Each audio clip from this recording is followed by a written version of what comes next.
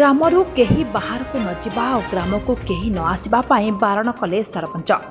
सुंदरगढ़ जिला कुआरामुंडा ब्लॉक रायबेका ग्राम पंचायत सरपंच जिलापालଙ୍କ क्षमता प्रयोग करी रायबेका पंचायत अधीन समस्त ग्राम को 48 घंटिया सटडाउन घोषणा करछन्ति।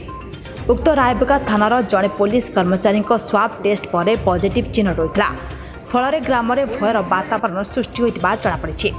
तेणु रायबेका सरपंच बेनादेत बाहाला संपूर्ण ग्राम को 48 घंटिया सटडाउन घोषणा करछन्ति।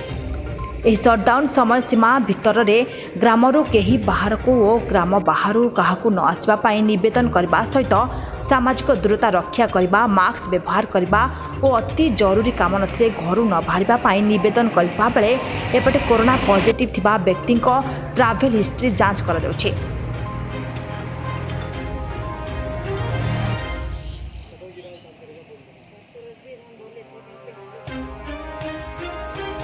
अधिक खबर जानिबा पाई आमर चैनल एक्सप्रेस 24 न्यूज़ को सब्सक्राइब करंतु।